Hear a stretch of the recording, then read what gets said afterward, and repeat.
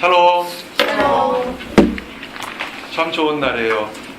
우리 경수 형제 가까이 있으니까 굉장히 긴장이 되네요. 좋아요. 오늘이 추수감사절기로 예배를 드립니다.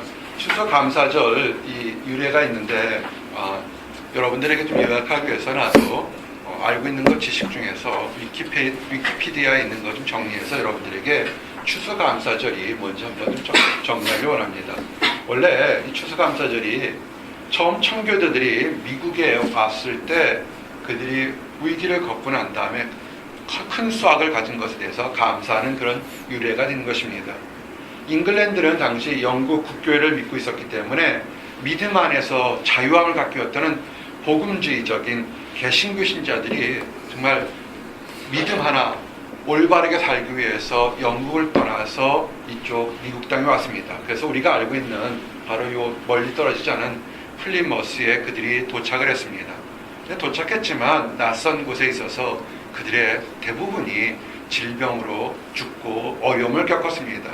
그런데 이 플리머스에 정착하면서 그곳에 있던 인디언들에게 그 경작법을 배워서 봄에 옥수를 재배하면서 가을에 풍년을 거두게 되었습니다. 그래서 이것을 계기로 그들이 이제 새로운 터전에 정착할 수 있는 기반을 마련하게 된 것입니다.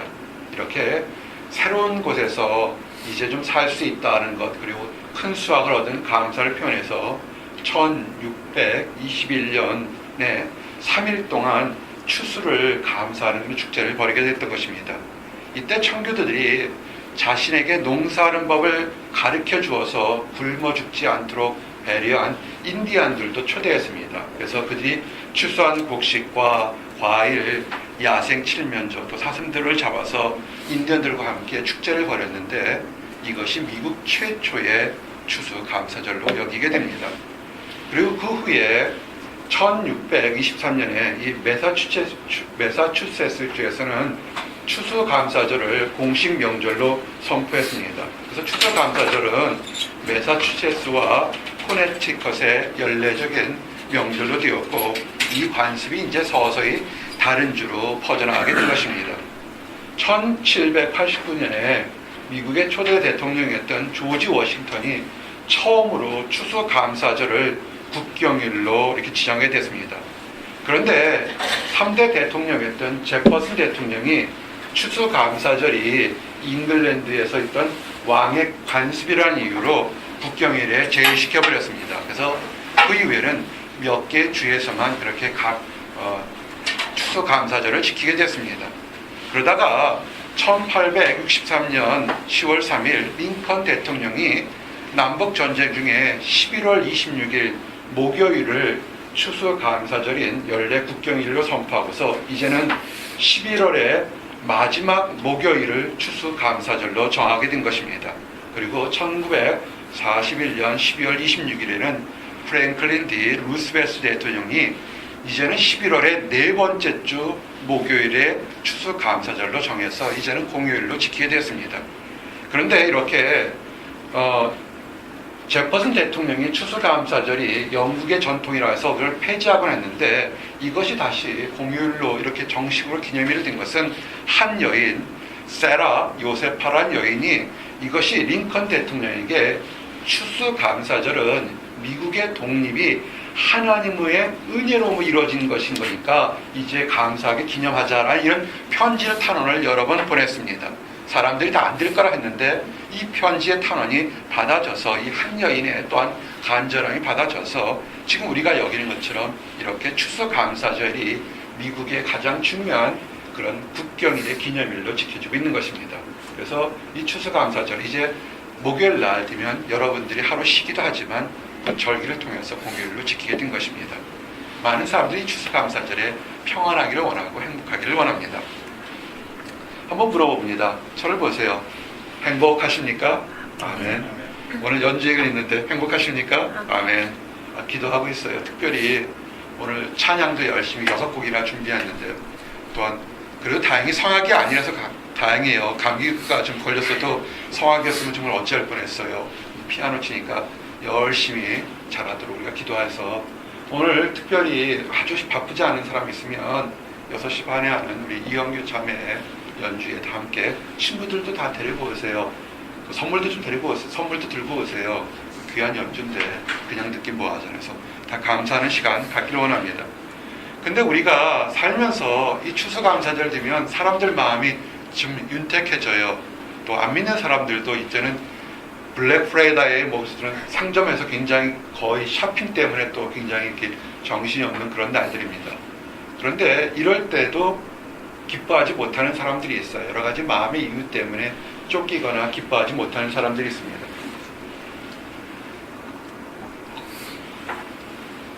오늘 특별히 그런 사람들을 위해서 오늘 말씀을 준비했습니다. 주제 있는데 함께 합시다. 감사 충만한 삶. 감사 충만한 삶. 무디 목사님이 이렇게 여러 사람들에게 설명한 적이 있어요. 우리 바틀워터 있죠. 플라스틱 바틀워 그런 자 있을 때 그 안에 공기가 있으면 여러분들 어떻게 빼내겠습니까? 유리잔이나 바틀워터에 있는 그 잔에 공기를 어떻게 제거하냐면 물었습니다. 여러분 이 바틀워에 들어있는 공기를 어떻게 제거하겠습니까? 그때 공학교가 손을 딱 들었습니다. 간단합니다. 공기 펌프를 사용해서 그 안에 있는 공기를 다 빼내게 되면 우리는 다 공기를 빼낼 수 있습니다. 맞죠? 그죠? 하게 되면 근데 그 말은 맞아요. 하지만 그렇게 되면 아마 그 펌프의 압력이 심하기 때문에 아마 그 유리잔이나 그 바틀이 깨질 겁니다. 한번 생각해 보세요. 플라스틱 바틀 팍 빼면 그 쪼그라들잖아요. 근데 그러지 않고도 그 공기를 빼내는 방법은 뭐냐면 무디 목사님 시범을 보여줬어요. 그 바틀에다가 주전자에 물을 들어서 이렇게 부어버리는 거예요. 물을 부으니까 어떻게 돼요? 그 안에 있는 공기들이 밖으로 밀려나오게 되는 것입니다. 바로 이게 원리입니다. 이 추수감사절에 우리가 기뻐해야 되는데 아직도 기뻐하지 못하는 그런 마음에 힘들고 어려움이 있으면 뭐냐면 막 기뻐해야지, 행복해야지, 즐거워해야지 이렇게 되면 사실상 마음의 상처가 덧나서 기뻐하지 못하고 오히려 우울할 때가 많습니다. 한국에 무슨 힐링이라는 프로그램이 굉장히 많은 것 같아요. 그래서 무슨 힐링 하는데 얘기를 들어보면 대충 방법들이 이런 것 같아요.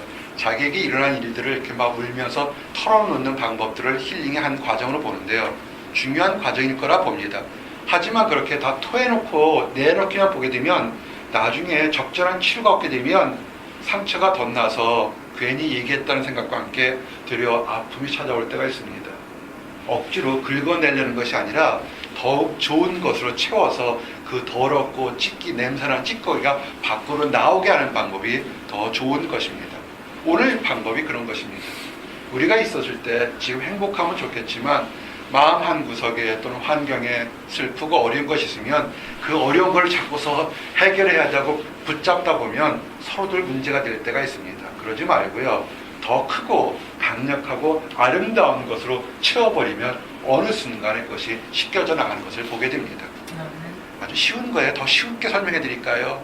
이렇게 밥그릇에 먹다는 밥이 딱 이렇게 그릇에 달라붙어 있을 때 그거 닦으려고 그럴 때 딱 달라붙은 거 그냥 놔두면 잘못하면 그릇이 깨질 수도 있고 힘들잖아요. 어떻게 물에다 불려놓고 놔두면 저절로 나중에 떨어져 나가게 되는 겁니다. 여러분 안에 하나님 말씀에 성령의 말씀이 가득 차게 되면 어느 순간에 여러분을 힘들게 했던 것, 괴롭혔던 것이 다 씻어져 나가는 것이 됩니다. 바로 이래서 이번 추수감사절은 내 안에 있는 거, 힘든 거, 부족한 것을 보고서 한탄하는 것이 아니라 하나님이 주시는 은혜로 가득 채워서 기쁨이 넘치는 그런 추수감사절이 되기를 원합니다. 아멘. 근데 이렇게 부흥받기 위해서 내 안에 문제들이 있어요. 다 문제들이 있습니다. 보통 친할 때, 적당히 친할 때 잘 지내십니까? 그러면 잘 지낸다 그래요. 좀 친하게 지내고 서로들 마음을 알게 되면 어떻게 지내요? 그러면 속 얘기들이 나오게 돼요. 어제도 한 청년과 전화로 한 시간 가까이 이렇게 통화하면서 봤는데 처음에는 잘 지낸다 그래요. 그래서 목회자이기 때문에 하나하나 이렇게 좀 짚어봐요. 생활비는 있느니 어떻게 외롭지는 않나 또는 또 비자 문제는 어떠니 하나하나 물어보게 되면 나중에 그가 정말 힘들어하고 어려워하는 절망적인 부분들이 이렇게 드러나게 됩니다. 그럴 때 우리가 늘 있을 때 지금 많이 그 청년은 흔들리고 있었어요. 그럴 때 우리가 위기의 순간에 잡는 거 늘 두 가지 영어로 여러분이 던지라고 했어요. Who am I? Where am I? 오늘 첫 번째에서 여러분이 있을 때 한번 따라하세요. 나는 누구인가? 나는 누구인가? 여러분이 있을 때 항상 내가 누구인지를 생각하면서 내가 감사할 것이 있는지 없는지를 한번 생각해 보시기 바랍니다. 사람들은요, 사실 정말로 감사할 것에 감사하지 못하는 것이 사람이라는 것을 우리가 알게 되고, 주변 사람들에서 작은 것에, 엉뚱한 것에는 감사하고 기뻐하지만 정작 중요한 것에는 감사하지 못하는 일들이 참 많습니다. 사무엘 라이프 워치라는 그런 변호사가 있었습니다. 아주 유명한 변호사고 성실한 변호사였습니다. 이 사람의 변호를 통해서 사형을 구형받은 78명의 사형수들이 이 사람의 유능한 변호를 통해서 그 사형에서 면제를 받았습니다. 그래서 사형이 집행되지 않는 그런 법적인 그런 효과를 받습니다. 그런데 놀라운 것은 그 사형 언도에서 면제를 받았던 78명 중에서 단 한 명도 라이프치 변호사에게 감사하다는 뜻을 표현하지 한 사람이 없었다는 것입니다. 성탄절이 되어도 크리스마스 카드가 이 변호사에게 그렇게 많이 왔지만 이 변호사 덕분에 생명을 건졌던 그 죄수들에게서는 한 장의 카드도 오지 않았다는 것입니다. 참 이런 일들이 우리에게 되게 많아요.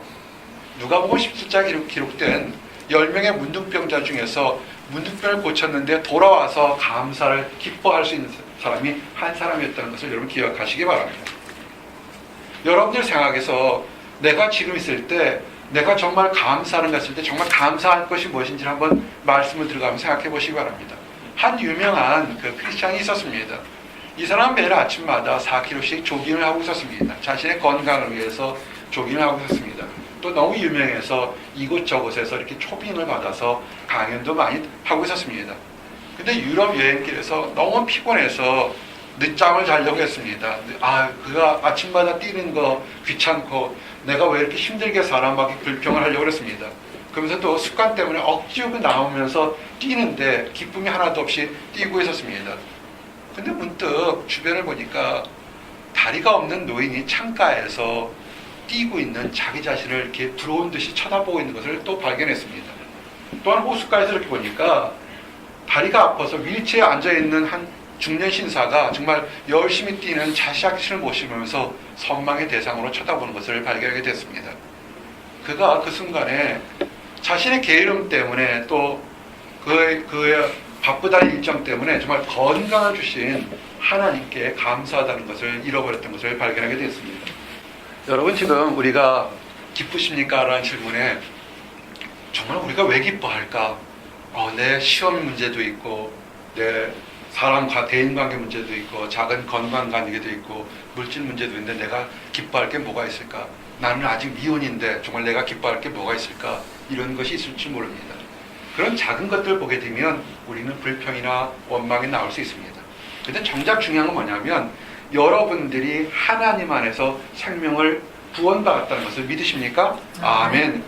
그렇다면 달라져야 됩니다. 사형수들이 제일 처음에는 변호사에게 살려달라고 애걸복걸하다 정작 그게 사형에서 그 사형 언도가 면제받고 났을 때는 누구 하나 감사하지 못하는 사는 것처럼 어쩌면 우리 그 사형수를 어찌 그럴 수 있어라고 이렇게 책망하는 것처럼 어쩌면 우리가 하나님 안에서 거듭난 사람인데 정말로 기뻐할 거 기뻐하지 못하고 작은 것 때문에 힘들어하고 어리석은 모습을 보이지 않았나 생각해 봐야 됩니다. 내가 누굽니까? 여러분은 하나님 안에서 거듭난 크리스찬인 것을 믿으시기 바랍니다. 아멘. 이것이 현재 보이는 문제들이 큰 것이 아니라는 것을 보게 됩니다. 그런즉 누구든지 그리스도 안에 있으면 새로운 피조물이라 이전 것은 지나갔으니 보라 새 것이 되었도다. 아멘. 우리가 여전히 크리스찬이라 그러면서도 힘들어하고 질투하고 싸우고 원망하고 좌절하고 낙심하는 게 뭔지 아십니까? 크리스찬이 되기 전에 옛 모습을 보고서 여전히 미워하고 싸우는 것입니다. 우리는 하나님 안에서 죽을 수밖에 없던 그런 사형 선고에서 면제받은 사람들인 것을 믿으시기 바랍니다. 아멘. 새롭게 사십시오. 그래서 여러분이 힘들 때 나는 누구인가 할 때 그렇구나. 나는 죽을 수밖에 없던 사람을 하나님의 은혜로 전적으로 살아나는 것이다 생각하시고 새롭게 기뻐할 수 있기를 원합니다. 아멘. 여러분이 이제 크리스찬이라면 또 하나의 질문을 던져야 됩니다. 왜냐면 내가 지금 어디 있는가? 원망하는 곳에 있는가? 다투는 곳에 있는가? 미워하는 곳에 있는가? 아니, 거기서 있지 마세요. 발걸음을 올려서 오늘 여러분들에게 오늘 주신 말씀처럼 세 곳에 있길 원합니다. 함께 따라하세요. 찬양하는 곳. 찬양하는 곳. 오늘 영교자매에게 특별히 부탁했어요. 사실은 좀 일찍 오셔서 찬양 같이 하세요. 영교자매 얼마나 바쁜데요. 6시 반에 리사이틀 하잖아요. 딴 자매들 리사이틀 되면 아침부터 바쁘다 바빠. 화장도 해야 되죠. 옷도 드레스도 입어야 될 거 아니에요. 또 가서 준비해도 너무너무 바빠요. 사실은 그 음악을 하지 않으신 분들 모르겠지만 정말 바쁜다고요. 근데 이 바쁜 자매에게 내가 뭐라 하냐면 보통 때 4곡 할 찬양을 2곡 늘려서 6곡 하라고 그랬다고요. 참 무리한 부탁을 알면서도 했어요. 이유가 뭔지 아십니까? 찬양하는 곳에 하나님의 역사가 있다는 것을 믿으시기 바랍니다. 아멘. 에베소 5장 19절 말씀에 시와 찬미와 신령한 노래들로 서로 화답하며 너희 마음으로 주께 노래하며 찬송하며. 아멘. 찬양을 부르는 사람 그리고 듣는 사람에게는 희망과 기쁨이 있어요. 한번 돌아보세요. 이번 한 주 동안 여러분에게 얼마나 찬양하는 것이 있었는지. 음악을 하시는 분들, 악기를 다루거나 목소리를 하시는 분들, 이분들은 축복받은 사람들이에요. 찬양하세요.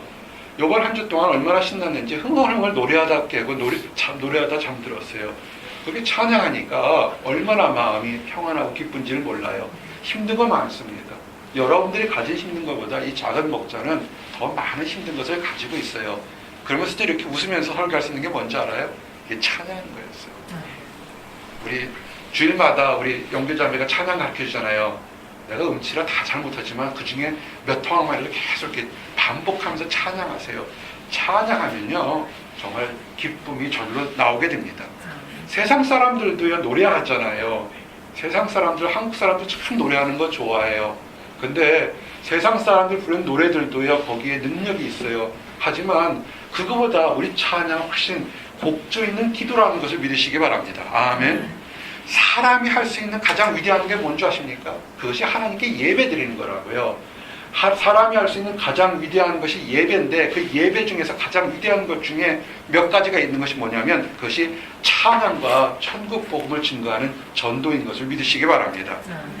오늘은 공교롭게도 우리 영교자매도 동일한 말씀을 골랐지만 시편 1편부터 150편의 그 많은 것 중에서 결론이 뭔지 아십니까? 150편 6절에 호흡이 있는 자마다 여호와를 찬양할지어다. 할렐루야. 아멘. 삶의 목적이요 돈 얻는 거, 명예 얻는 거, 재물 얻는 거 그런 게 아니라는 거예요. 호흡이 있는 자마다 여호와를 찬양하시기 바랍니다. 아멘. 우리 마크 형제는 다음에 봄에쯤 올 때들은 피아노 있는 곳에 우리 갈 테니까 연주회 한번 하세요. 아멘. 열심히 연주해요. 돈 버는 것도 좋고 장가하려고 좋은 일도 있지만 우리 마크 형제가 피아노를 또 잘해요. 그 때문에 아마 대학에도 들어왔을 거라고요. 그거 활용했어요. 특별히 그 찬양할 때 세상에 그 음울한 거, 비참한 거, 막 괴기한 거 그런 거 연주하지 말고 신나는 찬양, 은혜로운 찬양 그런 거 하세요. 그럴 때 우리의 심령이 세상이 변하게 됩니다. 특별히요 이 찬양을 부르는 사람에게도 능력이 있지만 듣는 사람도 인생이 바뀌는 것을 여러분 증거하기를 원합니다. 우리가 있을 때 온 마음을 다해 찬양을 부를 때 일어난 기적에 참 많은데 오늘은 특별히 세상적인 그 예 말고 성경에서 나타난 예를 하나 좀 들어드리길 원합니다. 사도 바울과 실라가 복음을 전했습니다. 그러다가 모함을 받아서 이유도 없이 잡혀서 빌립보 관원들에게 잡혀서 옥에 들어가서 심한 매를 맞고 옥에 갇혔습니다. 생각해보세요. 복음 전하는 게 그렇게 뭐 이렇게 죽을 찌리였다고 이유 불문하고 잡아다가 때려가지고 옥에 가둬 놓겠습니까? 절망스럽고 원망스러운 시간이었을 거라고요. 생각해보세요. 여러분이 선한 일을 했는데 누가 여러분을 욕하거나 때리거나 힘들게 했으면 거기서 기쁜 소리가 나오겠습니까? 바울과 실라도 우리와 똑같은 사람이라고요. 특별히 이 사도 바울은 성질이 한 성깔 하는 그런 폭발적인 그런 성격의 사람이었어요. 사도 바울은 보통 때는 잘 참았지만 이게 넘치면 팍 터져버리는 그런 성격을 사람했다고요. 근데 이 바울과 실라가 그렇게 두들겨 맞고 옥에 갇혀서 언제 풀려날지 못하는 심정에 그 밤에 쑤시고 아픈 통증 때문에 고통스러워서 신음속에 나온 그 밤에 한 게 뭐냐면 하나님께 찬양을 들렀다는 것입니다. 그것도 감사 찬양을 불렀습니다. 한밤중에 옥중에 있던 사람들에게 다 누워서 피곤해서 원망스러웠고 나는 언제 풀려날까 할 때 바울과 실라가 매맞은 것을 다 알고서 잡혀들었던 바울과 실라가 밤중에 찬양을 합니다. 그 사람들이 다 듣게 됩니다. 죄수들이 듣게 됩니다. 그러면서 그들이 찬양함으로 그 듣는 다른 죄수들도 저 사람이 요새 얘기가 많은 예수라는 사람을 전하는 그런 사람들이구나, 이것을 알게 될 것입니다. 그런데 궁금했을 겁니다. 찬양을 듣는 사람들 중에서 어떻게 저렇게 이유 불문하고 의도받았는데도 저렇게 기쁜 찬양, 아름다운 찬양을 했을까? 저 사람들은 어떤 사람이었을까? 궁금했을 겁니다. 오늘 연기점에 있다 할 때 한번 잘했다고 허구도 하고 박수 쳐주세요. 졸업연주에 앞두고서 목사가 철없이 6곡이나 시켰다고요. 좀 일찍 와서 박수 치가지. 그럴 때 들으면 근데 열심히 우리 앉아있는 성도보다 더 열심히 웃으면서 박수 쳤잖아요. 어떤 마음으로 저렇게 했을까? 궁금하잖아요. 죄수들도 그랬다는 것입니다. 그렇게 궁금하고 있을 때 갑자기 지진이 확 열렸습니다. 큰 지진이 열려서 옥문이 다 틀어지고 문들이 열려버렸습니다. 또 놀랍게도요, 죄수들을 가졌던 그 손과 발했던 착고도 그 쇠사슬도 다 풀려져 버렸던 겁니다.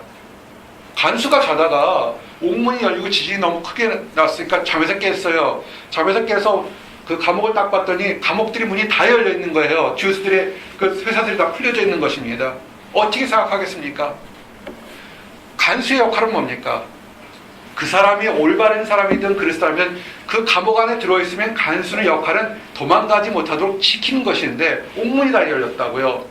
너무 당황스러워서 죄수들이 다 도망간 거라고 생각하고서는 이제 나는 내 임무를 못했으니까 나는 죽겠구나. 어차피 잡혀가서 죽을 거라기보다는 내가 차라리 죽어서 내 가족이라도 구원하는 게 낫겠다 싶어서 그가 칼을 들고 자기를 하려고 합니다. 그럴 때 소리가 확 들립니다. 내 몸을 상하지 말라. 우리가 다 여기 있노라. 아멘. 사도행전 16장 28절 이 말씀이 참 놀라운 말씀입니다. 사도 바울과 실라가 탈출할 기회가 있었어요. 그리고 다른 죄수들도 탈출할 기회가 있었습니다. 죄수들의 소망은 뭘까요? 하나일 거예요. 석방 아니면 탈출일 거라고요. 그죠? 근데 그들이 한 명도 옥 밖으로 나가지 않았다는 것입니다. 왜 그랬을까요? 사람들의 평생의 소원이 있었는데 그들이 기회가 왔는데 하지 않았다는 거예요. 탈출하고 도망갈 수 있는데 기회가 일어나지 않았던 게 뭐냐면 그것은 바울과 실라가 불었던 그 찬양이 죄수들의 마음을 움직였다는 것입니다. 이런 모습을 보고서 간수가 부들부들 떨면서 무릎 꿇으면서 얘기를 합니다. 선생님, 내가 어떻게 해야 구원을 얻겠나이까? 얼마 전까지만 해도 마치 세상의 가장 흉악범처럼 그런 흉악범인 것처럼 바울과 실라를 두들겨 팼는데 지금 갑자기 그 모든 것을 보고 나서 죄수가 도망가지 않은 것을 보고 나서 가장 존경 어린 표현을 얘기를 합니다. 선생님, 내가 어떻게 하면 구원을 얻겠습니까? 라고 질문한 겁니다. 사도 바울이 얘기합니다. 16장 32절 사도행전 16, 30절 말씀처럼 주 예수를 믿으라. 그러면 너와 네 집이 구원을 얻으리라. 아멘. 지금 이 모든 것이 누구 때문에 이렇게 온전하게 보호받았다는 것입니까? 예수님 때문에라는 겁니다. 그리고 문제가 뭐냐면 너뿐만 아니라 너의 집과 그 함께 있는 사람들도 구원을 받으라는 것입니다. 그래서 간수가 그 시로 두 사람을 깨끗한 물로 상처를 씻기고 자기 집으로 돌아가서 자기 집안 사람들뿐만 아니라 집안에 있는 모든 다른 사람들까지 다 예수를 믿도록 다 그렇게 했다는 것입니다. 사랑하는 성도 여러분, 절망 가운데 소망을 가지고 불렀던 찬양이 자살을 하려고 했던 간수를 죽지 않게 했고 그 가족들에게 그리고 그 집안에 있던 모든 사람들에게 구원받는 축복의 역사가 일어나게 된 것입니다. 또한 찬양은 흉악한 죄 또는 억울한 죄에 있어서 그 감옥에 학교에 있었던 사람들에게도 올바른 판단이 있을 때까지 도망가지 않도록 그 자리에 있게 하는 그런 역사가 일어났던 것입니다. 이만큼 찬양은 여러분의 문제를 해결하는 축복의 열쇠인 것입니다. 아멘. 따라하세요. 찬양하자. 찬양하자. 찬양하세요. 여러분 힘들고 어려울 때 여러분 이 다른 건 몰라도요 성경책 얇은 거 성경책과 작은 거 갖고 다니면서 여러분 힘들고 어려울 때 찬양하세요. 미국 땅이 좋은 것이 한국에서 많이 찬양하면 저 사람 이상하네 하고 또 욕할지도 모르고 왜 이렇게 유난 떨어 신앙생활 할지 모르겠지만 여기는 한국말로 찬양하면 다른 사람이 뭔지 몰라요. 그냥 시컷 찬양하시기 바랍니다. 그 곡조 찬양하시고 찬양하세요. 얼마나 좋은지 모르겠어요. 하나님께서 찬양하는 사람들에게 수치당하지 않겠다고 얘기했어요. 이사야서 65장 13절 14절 보라 나의 종들은 기뻐할 것이르되 너희는 수치를 당할 것이니라. 보라 나의 종들은 마음이 즐거움으로 노래할 것이르되 너희는 마음이 슬픔으로 울며 심령이 상함으로 통곡할 것이며. 아멘. 사랑하는 성도 여러분, 교회에서만 찬양하는 것이 아니라 직장에서, 가정에서, 또한 여러분 일터에서 찬양하시기 바랍니다. 좋은 찬양 음악을 듣거나 또는 부르거나 하면서 여러분의 심령에 하나님 주신 축복이 계속 넘치고 여러분이 찬양하는 모습으로 주변 사람들도 변화되기를 원합니다. 아멘. 이 두 번째는 내가 어디 있는지, 첫 번째가 찬양하는 곳에 있으세요. 찬양이 참 좋습니다. 두 번째가 감사하는 곳에 있기를 원합니다. 어느 개척교회의 목사님과 사모님이 있었습니다. 이 개척교회가 좀 이제 커져서 웬만큼 교회가 커졌습니다. 근데 이 교회에 그 목회자의 사모님이 몸이 아파서 병원에 갔더니 위암 판정이라고 나왔습니다. 그 위암 판정을 듣는 순간에 사모님이 너무 마음이 안 좋았습니다. 입을 굳게 다물고 아무것도 먹지 않으려고 했습니다. 왜냐하면 그가 젊은 나이에 남편이 목사님을 짜서 개척교회부터 시작해서 너무나 극심하게 교회를 키우고 성도를 섬기라고 육체적인 고통, 마음의 고통, 다른 환경의 고통 때문에 그가 병이 났다고 생각이 든 것이었습니다. 그러다 보니까 교회 성도들도 싫고 남편들도 싫고 특별히 다른 사람들은 그 나이에 편하게 사는데 암이라는 판정을 받으니까 목회자인 남편도 싫고 왜 이렇게 나를 불러서 그렇게 고생했더니 결국은 이렇게 위암을 맞게 되는 하나님께도 원망이 싫었습니다. 이 목사님도 참 힘든 거예요. 왜냐하면 목사님도 고생을 너무 많이 시켜서 아내가 아프고 또 위암 판정 받았으니까 마음이 편할 리가 있겠습니까? 그래서 이 목사님이 슬픈 가운데 기도하는 가운데 한 신학대학의 학장님을 만났습니다. 학장님이 묻습니다. 목사님 얼굴이 많이 어두운데 무슨 일이 있습니까? 하고 얘기했습니다. 목사님이 제일 처음에는 괜찮아요 그랬다가 우리 이 신학교의 학장님이라고 물으니까 이제 속 얘기가 나온 거예요. 이런 일이 있었습니다. 이 학장님이 이렇게 제안했습니다. 노트 한 권을 사다가 그 사모에게 전해주세요. 그래서 힘들고 어렵지만 그 노트에 하루에 몇 개라도 좋으니까 두세 개라도 좋으니까 감사할 만한 것이 있으면 적어보라고 좀 해보시기 바랍니다. 라고 했습니다. 그래서 남편인 목사님은 이쁜 노트를 사고 좋은 볼펜을 사서 이렇게 아내에게 줬습니다. 아내가 한마디 하죠. 이렇게 다 죽게 된 마당에 뭐 감사할 것이 있다고 노트에 쓰라고 하십니까? 근데 그래도 사모님이잖아요. 원망이 있지만 또 목사님이 그렇게 하니까 노트를 가졌다가 하루에 한 가지, 두 가지 감사할 것이 무엇인지를 한번 이렇게 적기 시작했습니다. 우리 사모님이 한 줄, 또 줄 노트에 감사한 일을 써겠습니다. 내가 힘들어서 위암이 걸려서 죽게 되었지만 그래도 감사했던 것을 하나, 둘 적었습니다. 그런데 시간이 어느 정도 흘렀을 때 이제는 사모님께서도 아주 크게 감사한 것뿐만 아니라 아침에 눈을 뜬 것도 감사, 식사한 것도 감사, 아주 작은 것도 하나하나씩 감사하는 것을 쓰기 시작했습니다. 그리고 또 감사를 하다 보니까 잊고 있었던 감사를 표현하는 사람이 생각나서 또 그 사람들에게 찾아가서도 그때 정말 힘들었을 때 나에게 잘해줘서 감사합니다. 또 이런 감사 인사도 드리고 또 함께 기도도 했습니다. 어제도 그러고 오늘도 그러고 계속해서 이 감사하는 날들이 계속 많아졌습니다. 근데 언제부터인지 다리에 힘이 생기기 시작했습니다. 병원에 갔더니 의사가 깜짝 놀랐습니다. 그를 힘들게 했던 위암 세포가 사라진 것입니다. 할렐루야. 사실 이거 싫어합니다. 한 대학교 그 학장님의 이름도 있는데 제가 이름은 증거하지 않았습니다. 참 신기하죠. 우리가 설사 그렇게 위암이 고쳐지지 않는다 할지라도 살아가면서 하나하나 우리에게 감사하는 걸 적어보시기 바랍니다. 여러분들 노트 사서 하시기 바랍니다. 노트가 없으면 저한테 얘기해서 제가 이쁜 노트 사드릴 테니까 하루에 딱 3가지 이상씩만 여러분이 감사한 것을 적어보시기 바랍니다. 딱 3가지. 더 했으면 좋겠지만 딱 3가지만 하루에 감사한 것. 아침에 눈을 뜬 거 감사, 식사한 거 감사, 누구 만난 거 감사, 누구랑 커피 먹은 거 감사. 여러분이 할 수 있는 거 감사한 것을 한번 얘기해 보시기 바랍니다. 이따 우리 교제 시간에도 여러분이 올 한 해 동안 감사할 거 한 3가지 정도 이렇게 먹으면서 나누기를 원합니다. 이 범사에 감사하는 것이 하나님 안에서 놀라운 역사가 일어날 때가 참 많습니다. 특별히 우리가 항상 감사하면서 예배를 드리는 것이 이것이 성도들을 온전케 한다는 것을 믿으시기 바랍니다. 어떠한 환경, 좋은 환경뿐만 아니라 힘들고 어려운 환경, 낙심스러운 환경에서도 여러분 함께 기도하시기 바랍니다. 아주 좋은 글이 하나 있어서 한번 볼게요. 이거는 서울연세의료원 세브란스의 심장혈관 병동 병실에 부착되어 있던 어느 병실에 걸린 시라는 그런 시입니다. 아마 이분의 감사가 우리가 도저히 될 것 같습니다. 한번 읽어드릴게요. 주님, 때때로 병들게 하심을 감사합니다. 이로 인해 인간의 약함을 깨닫게 해주시기 때문입니다.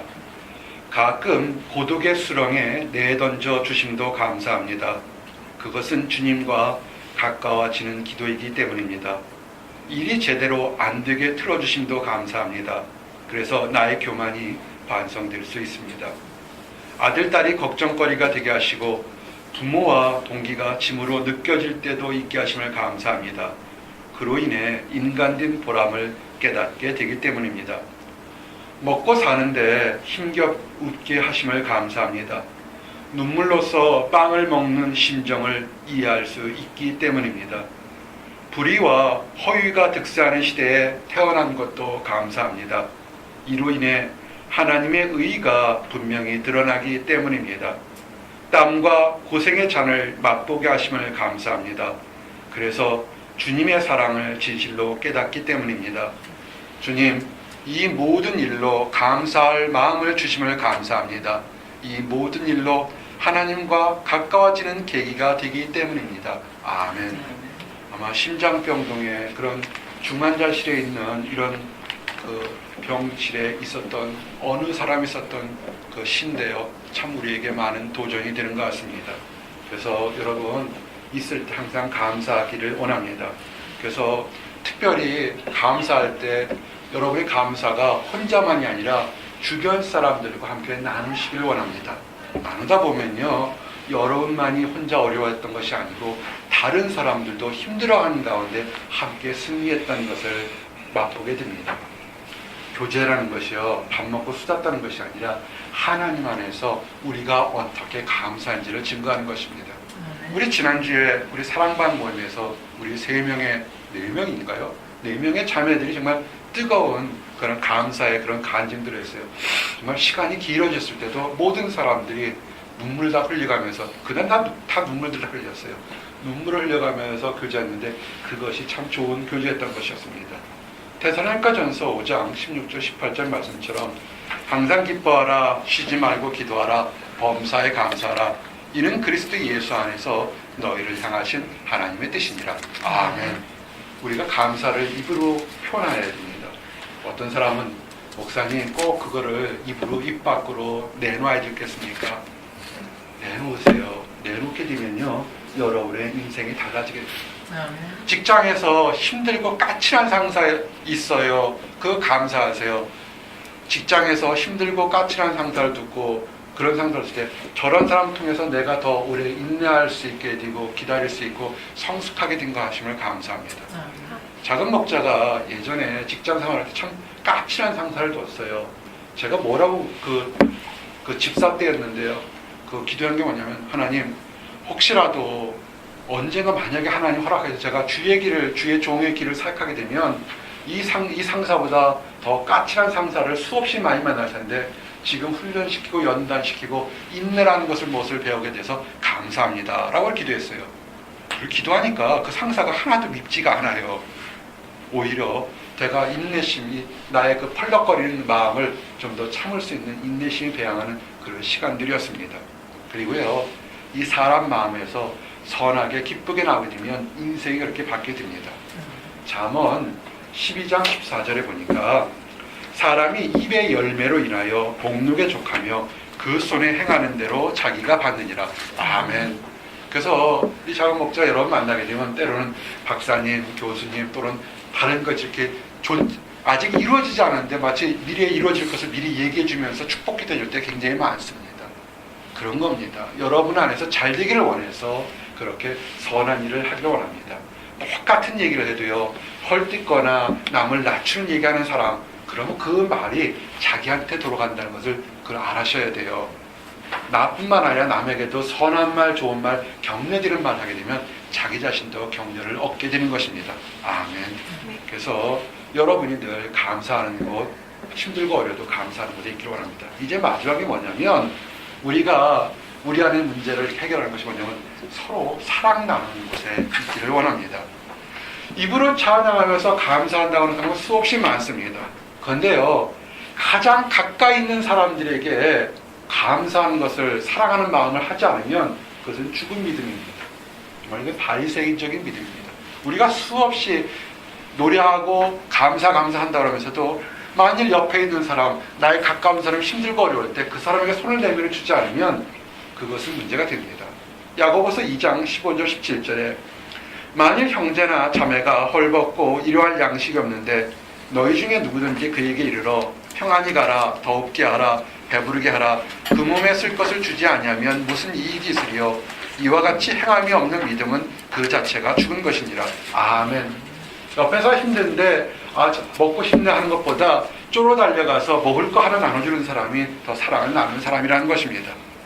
특별히 육체적으로 환경적으로 힘든 사람도 있지만 영적으로 힘들어서 곤고한 사람들이 있는 것이 굉장히 많습니다.